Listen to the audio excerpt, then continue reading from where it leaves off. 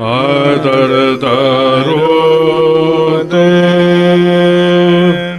samasrajo vikani tvamarna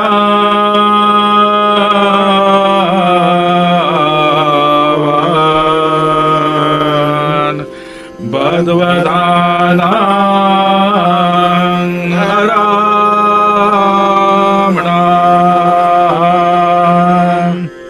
mahanta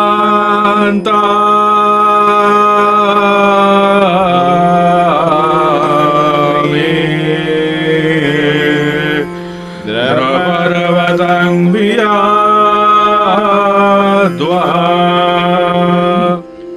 srajadha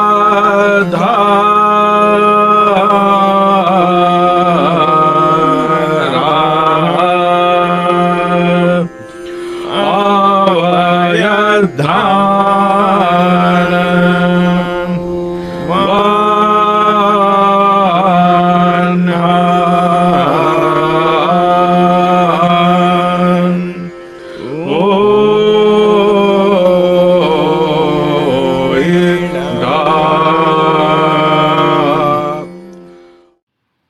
Namaskar. I thank Professor Dr. Prabhu for inviting me to deliver a lecture on the relationship between Dhrupad and Sām Gāna. I won't be actually dealing very in detail with Samaveda because that will be a separate subject to deal with.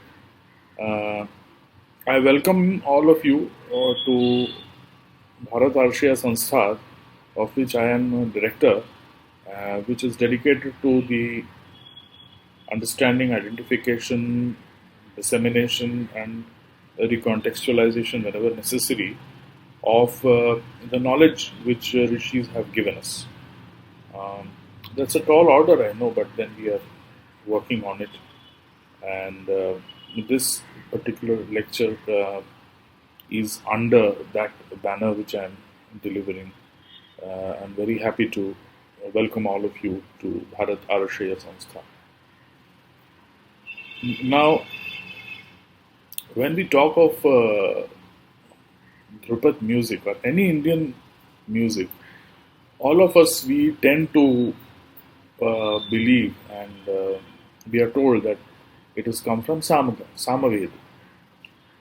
So that's where the problem arises, that we are not able to connect exactly how our music has come from Samaveda. So there is a school of thought which believes that this is all bogus. I mean, there is no relationship between what music we are singing on a daily basis, on a regular basis, and the Sām Gāna which is done especially in Yajna and various other Anushtan of the various sanskaras which we have in our Sanskriti. Now, I have to a large extent tried to bridge the gap between Sām Gāna and Dhrupad. My subject is Dhrupad. Although, there are, before what we are singing Dhrupad, there were Vanis, different Vanis. In fact, we are singing the Vani only. But before the Vani, there were Giti Prakars. So Giti Prakars, in the Giti Prakars, there was Bhinna. There are 4 or 5 types of Giti Prakars. In that, Vegaswara is the form of Giti Prakar, which is the Carnatic Sangeet. Vegaswara, that is a fast intonation. Vegaswara Giti. And the other Bhinna, Gauda, Sadharani, these are the different types of Gitis which were there before we actually have, before the British and these people have bifurcated our music into South Indian and North. So this is an artificial, division that is also divide and rule policy. But because of that, what has happened is Carnatic musicians and North Indian musicians think they are different, and there is a narrative which is going on for many years now that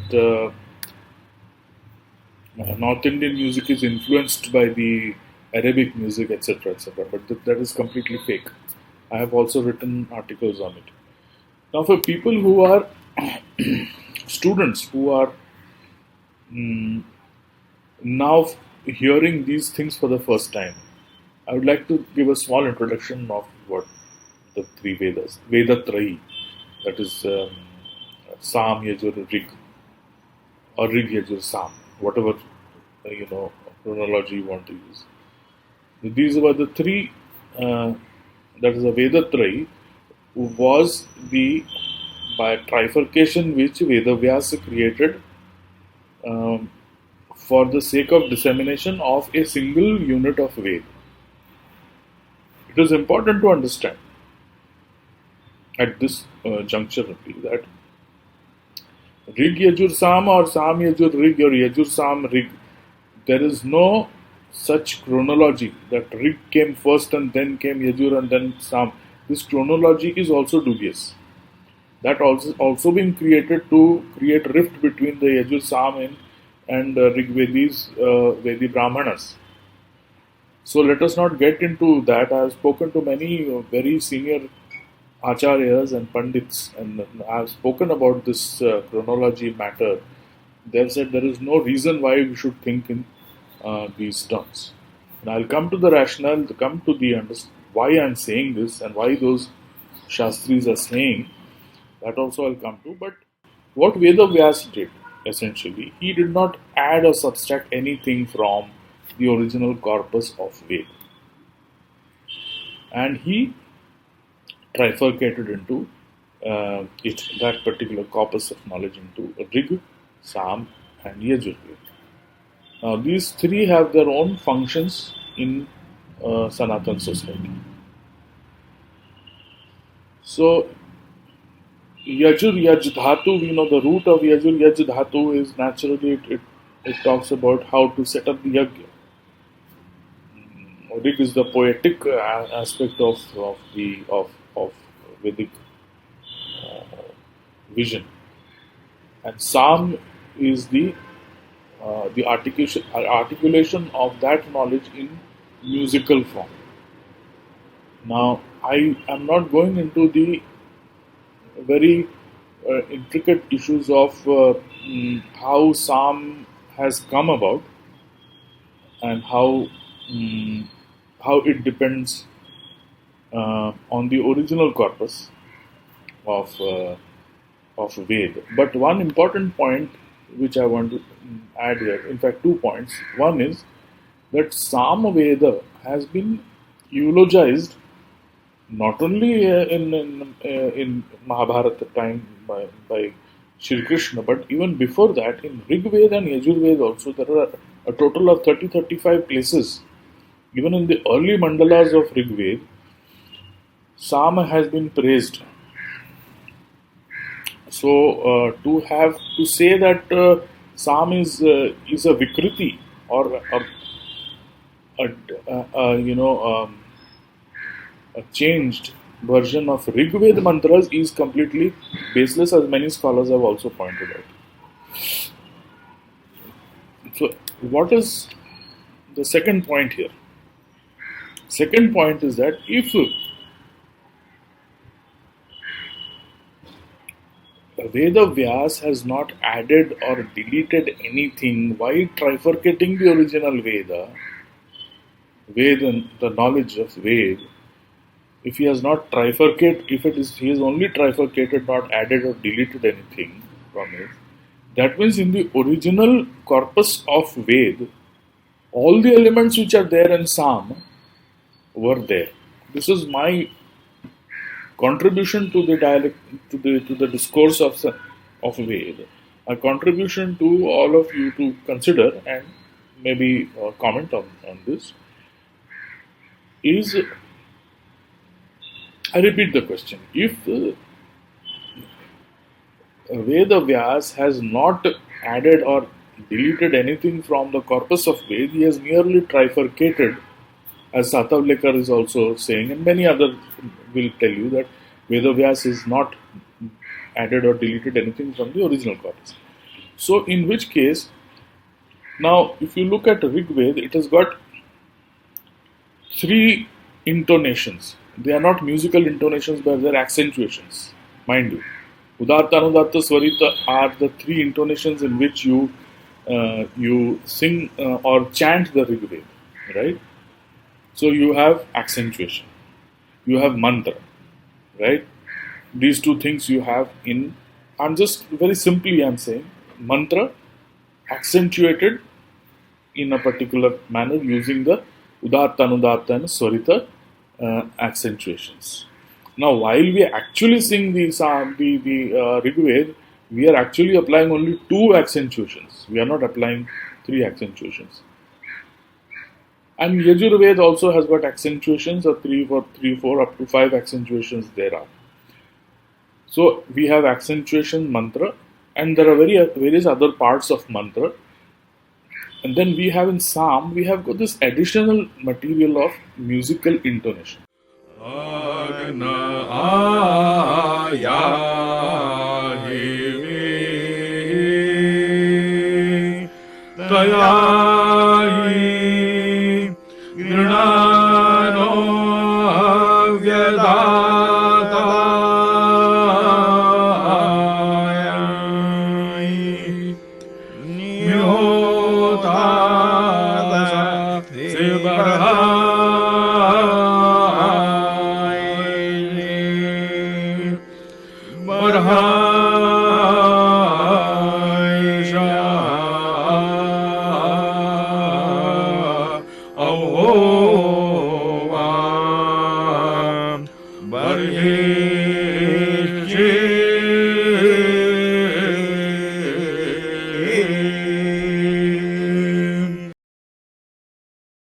And alankaras, like pranka and all this. There are many alankaras in which you intonate the psalm. Then you have in psalm you have got another element called stobha, which many authors like Suryakanta or even Usha Bhise in Naradiya Shiksha, she would say that they are meaningless, nonsensical words, and these are kind of typical Indological terms which are used for many concepts which the West can't even understand or can't comprehend what they are.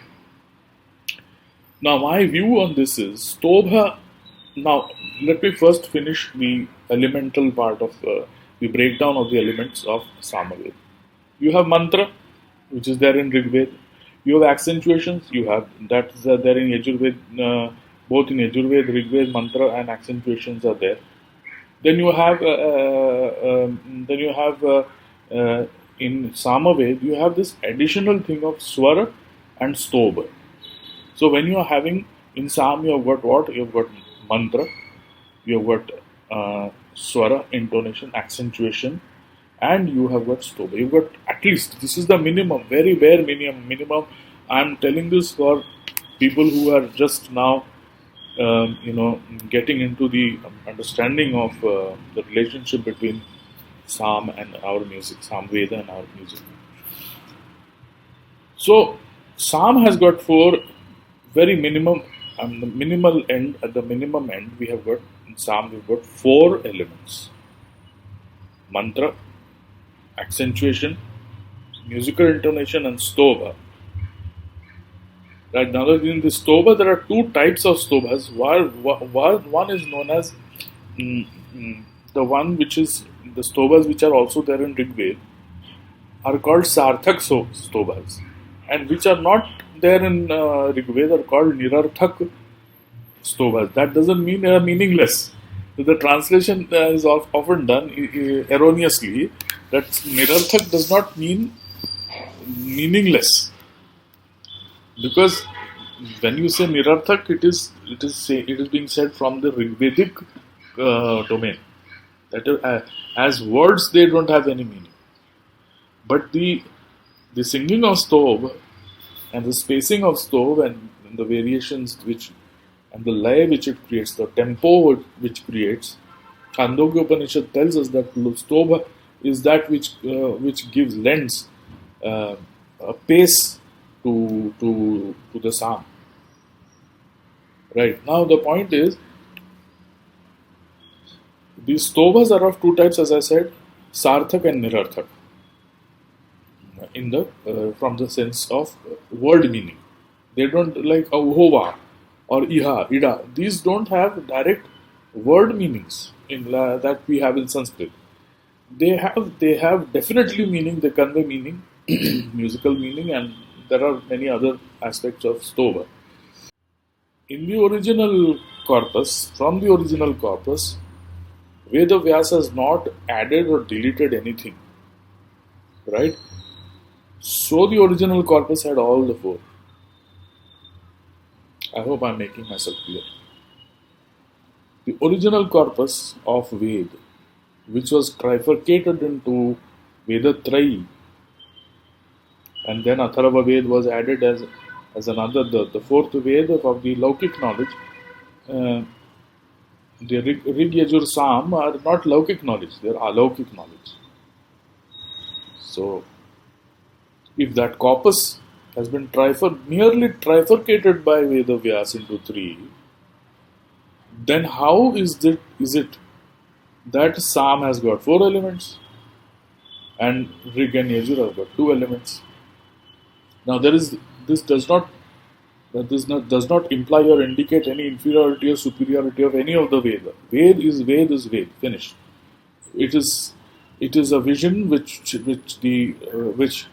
Narayana, or from the Satyalok, the rishis have been able to see those mantras.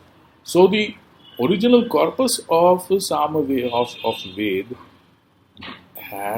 contains musical swara, it contains intonation, it contains stobha, it contains mantra. I'm just very schematically, not schematically, I'm just saying this simplistically.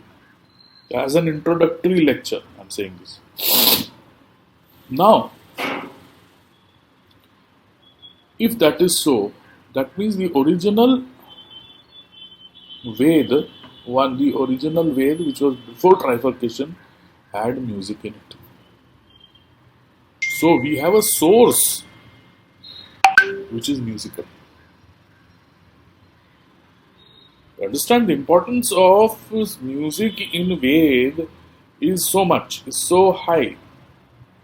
That is the reason when Lord Krishna, when he spoke, he said Vedanam Sam Vedosmi, the very commonly used expression and commonly used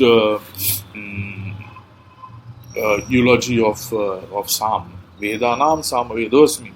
Among the Vedas, I am Samaveda. So he has given Samaveda a very exalted place in the Vedic discourse.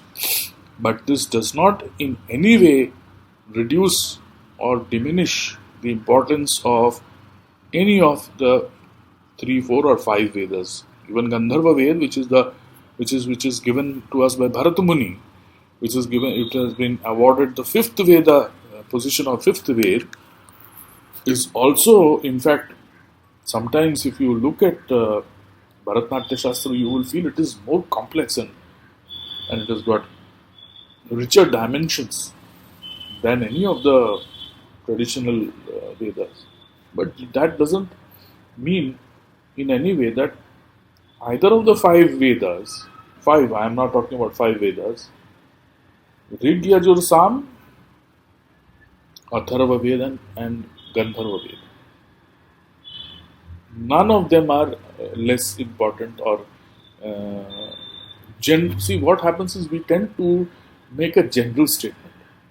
What is important in one context may not be important in another context.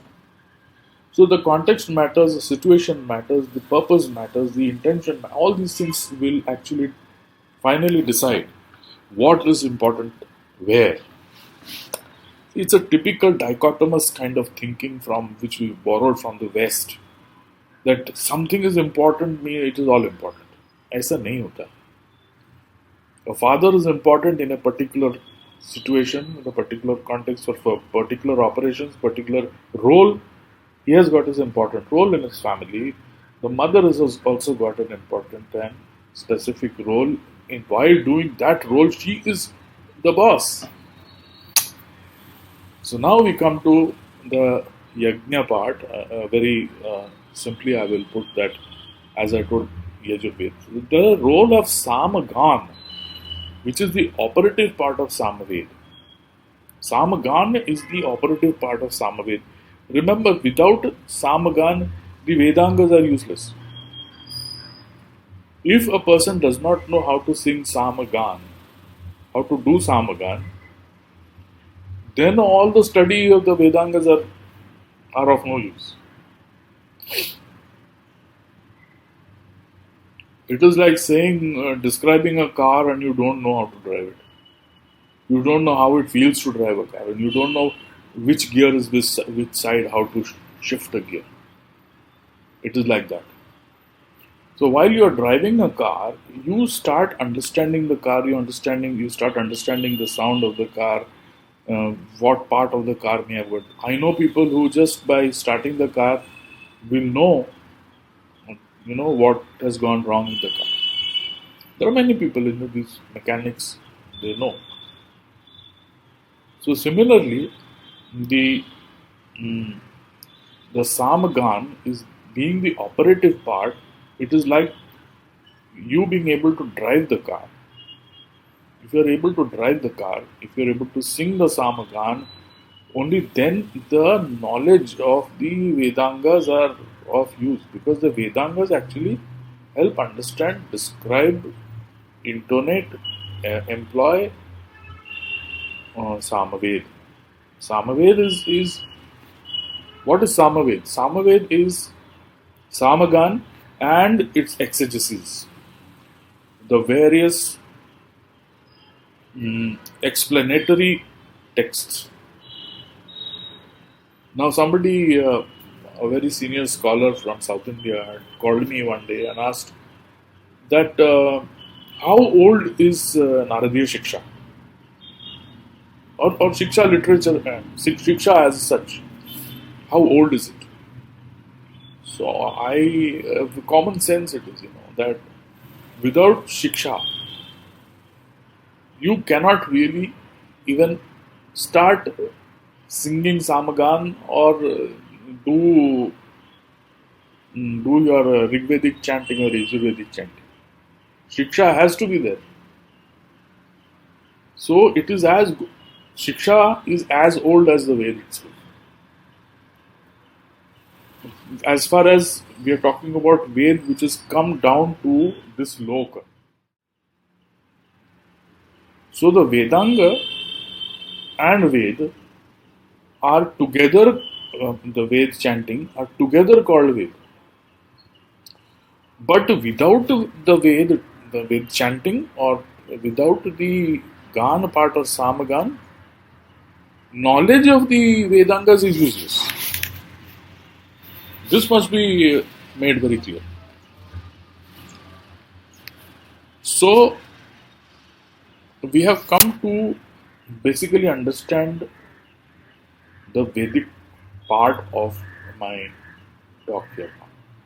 So, what I did was, the first part of the discussion was, I was just giving you a background of Ved.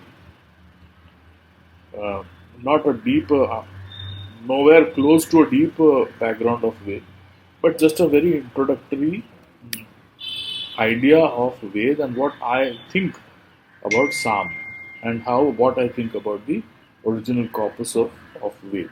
This is my first part of the presentation.